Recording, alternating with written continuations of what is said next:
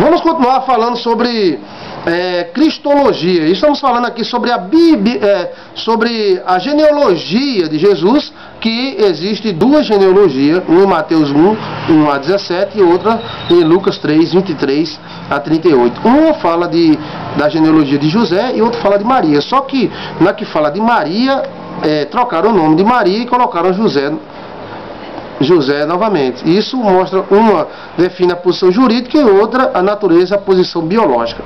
Por meio dessa genealogia podemos provar o cumprimento exato de tudo que Deus falou pela boca de todos os seus santos, profetas. Atos capítulo 3, versículo 21. A respeito da procedência de Jesus como homem.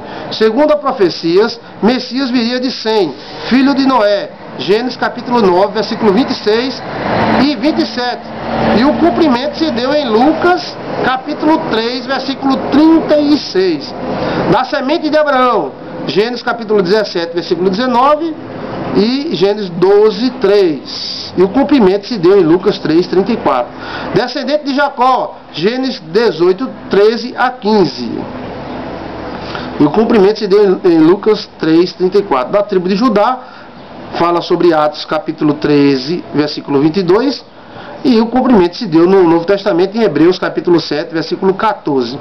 Jesus era descendente de Sem, de Abraão, de Jacó, de Davi, e tudo isso temos nos evangelhos o cumprimento. De Davi, por exemplo, fala em Salmo 132, 11, Jeremias 23, 5 e Romanos capítulo 1, versículo 3. E Lucas 3, 32 comprova tudo isso. Observando assim que todos estes nomes constam na genealogia de Jesus.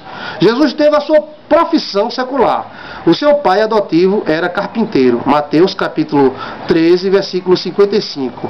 Jesus aprendeu a mesma profissão e por isso era chamado de carpinteiro, como dizem em Mateus capítulo 6, versículo 3. Jesus, como o primogênito de Maria, ficou com a responsabilidade da família após o falecimento de José,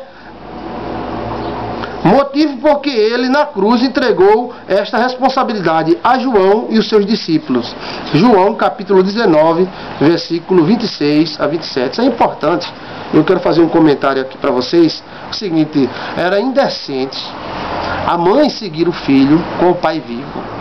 Quando Maria seguiu a Jesus, isso mostrava com toda a clareza que houve algum problema com José.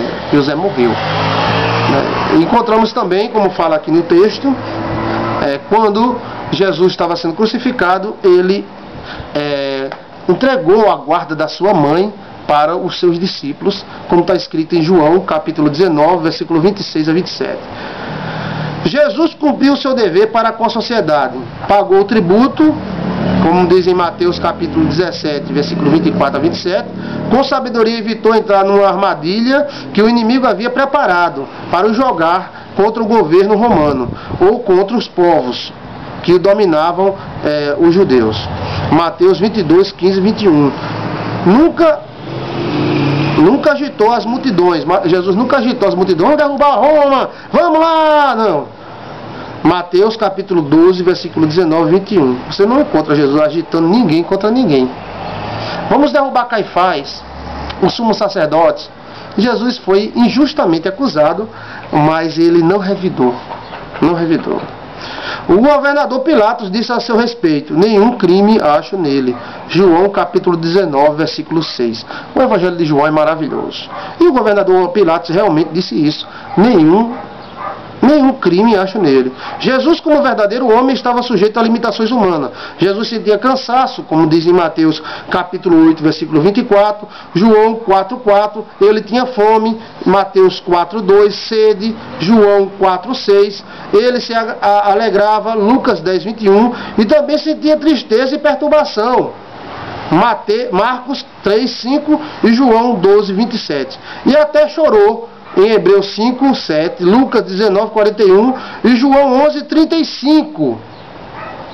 Ele sofreu, Mateus capítulo 8, versículo 31, Lucas 9, 22, até o ponto que o seu suor se transformou em sangue, Lucas capítulo 22, versículo 4, e morreu, Filipenses capítulo 2, 8 e João 19, 30, 34. Então, Jesus, como verdadeiro homem, estava sujeito às limitações que nós, seres humanos, temos. Jesus, como homem, foi tentado em tudo. Hebreus 4:15, Mateus 4:1 a 11. Toda tentação que o homem pode sofrer, Jesus sofreu. Hebreus 2:17. Lucas 2, 22, 28. Como Deus, jamais ele podia ser tentado. Tiago 1:13. Mas como homem, Jesus foi tentado em tudo. As tentações vieram sobre o Senhor Jesus no deserto. Foi 40 dias e 40 noites sendo tentado. Como homem, Jesus dependia da ajuda de Deus. Por isso ele orava constantemente. Ele estava despojado? Ele despojou do seu poder. Despojou, ele tirou tudo. Ele veio se virar como homem. Então por isso ele orava constantemente. Mateus 14, 23. Para que de Deus recebesse poder. Lucas 5, 16 a 17. Direção para o seu trabalho. Está escrito em Lucas capítulo 6, versículo 12 a 13. A vitória sobre os demônios. Ele orava para ter vitória sobre os demônios. Marcos 9, 29. Ele orou até pelos seus inimigos. Lucas 23, 34. Por isso, as suas ameaças e maldades contra ele jamais podiam alterar a sua íntima comunhão com Deus. Em tudo ele nos deu um exemplo. 1 Pedro 2, 23. Abrindo pelas suas pisaduras o caminho que nos conduz à vitória. Salmo 85, 13. Então, em tudo, Jesus nos deu o exemplo. E como homem, ele tinha que se virar, orar, buscar. E orava a Deus de noite, orava pelos seus inimigos, orava e com isso ele conseguia poder. Veja como é importante a oração. Jesus como homem verdadeiro eternamente. O verbo se fez carne, João 1,14, assim permanece eternamente. Amém. Glória a Deus. Hebreus capítulo 7, versículo 24. Esses textos é bom depois você dá uma olhadinha com paciência, vai dando pausa no vídeo e vai dando uma lida na sua Bíblia. Após a ressurreição, Jesus recebeu um corpo glorificado. Filipenses capítulo 3, versículo 21. Lucas 24, 39. Isto é, um corpo espiritual. 1 Coríntios 15, 44. E foi exaltado soberanamente. Filipenses capítulo 2, versículo 9. Ele assim está no céu, com o seu corpo que recebeu como homem, embora glorificado. Estevão, Atos 7, 5, 6, e João em Apocalipse 1, 13, viram-nos após a sua ascensão como filho do homem. Assim ele também há de voltar. Mateus 26, 64. Quando ele subiu, os anjos testificaram. Este mesmo Jesus há de voltar. Atos capítulo 1, versículo 11. Então, Jesus está nos céus. Ele morreu a sua morte de cruz. Ele foi ressuscitado ao terceiro dia e subiu aos céus.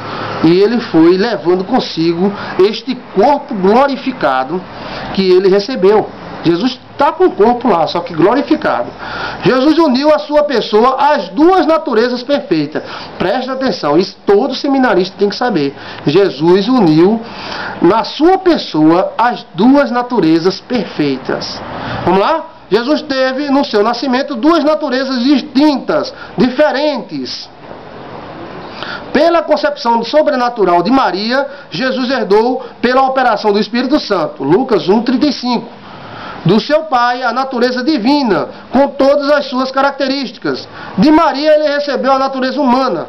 A sua natureza divina e a humana se uniram na constituição da pessoa de Jesus, de modo perfeito. A sua natureza não se misturaram. As suas naturezas não se misturaram. Isto é, Jesus não ficou com a sua divindade humanizada ou com a sua natureza humana divinizada. Quando Jesus, em Caná, transformou água em vinho, a água deixou de ser água e passou a ser vinho. João capítulo 2, versículo 8 a 10.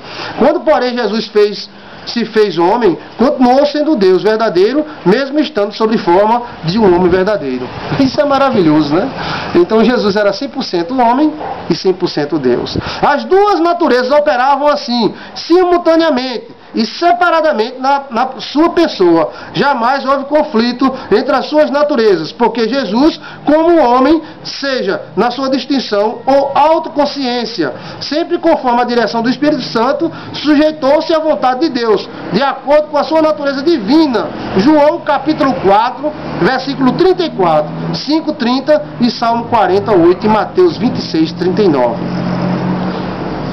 Assim, Jesus possuía duas naturezas, numa só personalidade, as quais operavam de modo harmonioso e perfeito, numa união indissolúvel e eterna. Vamos continuar falando sobre cristologia.